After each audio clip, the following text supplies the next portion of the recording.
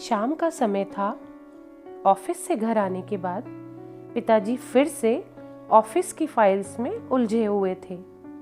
तभी उनका 7 साल का बेटा पास आया और बोला, पापा, क्या मैं आपसे कुछ पूछ सकता हूँ? हाँ, पूछो, फाइल से नजर हटाए बगैर पिता ने जवाब दिया। आप 1 घंटे में कितना कमा लेते हैं पापा? बेटे ने पूछा। इस अजीब से सवाल पर पिता को कुछ गुस्सा आया। उसने जवाब दिया, तुम्हें इससे क्या मतलब? क्यों बेकार के सवाल पूछकर मेरा समय खराब कर रहे हो? देखते नहीं हो कि मैं काम में बिजी हूं? पापा, मैं बस जानना चाहता हूं, प्लीज बताइए ना, आप 1 घंटे में कितना कमा लेते हैं? बेटा जिद करने लगा। 500 रुपए, पिता ने जवाब दिया और फिर से अपने काम में लग गए। ओह, बेटा सिर झुकाकर कुछ सोचने लगा। फिर सिर उठाकर बोला, पापा, क्या आप मुझे 300 रुपए उधार दे सकते हैं? यह सुनना था कि पिता का गुस्सा और बढ़ गया। वह बेटे को झिड़कते हुए बोले, अच्छा, तो तुम इसीलिए मुझसे मेरी सैलरी पूछ रहे थे कि तुम्हें खिलौना या कोई फालतू सी चीज खरीदनी है। अब एक शब्द कहे बगैर सीधे अपने कमरे में जाओ और सो जाओ। मैं इतनी मेहनत से पैसे इसीलिए नहीं कमाता कि तुम्हारी हर फालतू मांग पूरी कर सकूं। बेटे का चेहरा उतर गया। भारी कदमों से वो वहां से चला गया। पिता कुछ देर तक तो बेटे की बात पर नाराज रहे, फिर वो भी अपने काम में लग गए। काम खत्म होने तक पिताजी की नाराजगी भी खत्म हो चुकी थी।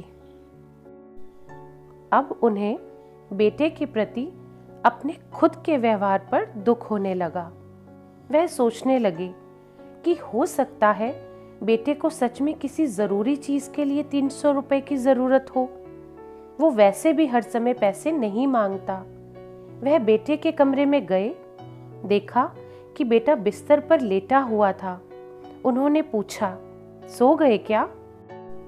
बेटा तुरंत उठकर बैठ गया और बोला, नहीं पापा, मैं जगा हुआ हूँ। बेटा, मैं काम की वजह से परेशान था और मेरा काम का गुस्सा तुम पर निकल गया। मुझे तुम पर गुस्सा नहीं करना चाहिए था। ये लो 300 रुपए, जो उस समय तुम मुझसे मांग रहे थे। पिता बेटे के पास बैठते हुए बोले। थैंक यू पापा। बेटा चहक उठा। 300 रुपए एक तरफ रखकर उसने अपने तकिए के नीचे दबे कुछ नोट निकाले और उन्हें गिनने लगा। यह देख पिता को फिर से गुस्सा आने लगा और वह गुस्से में बोले, जब तुम्हारे पास पहले से ही पैसे थे तो तुम और पैसे क्यों मांग रहे थे? क्योंकि मेरे पास पूरे पैसे नहीं थे पापा, लेकिन अब है, बेटे ने मासूमियत से जवाब दिया। पापा, ये लीजिए 500 रुपए। क्या इससे मैं आपका 1 घंटा खरीद सकता हूँ? प्लीज पापा, कल आप जल्दी घर आ जाना। मैं आपके साथ डिनर करना चाहता हूँ। बेटे की बात सुनकर पिता अवाक रह गए।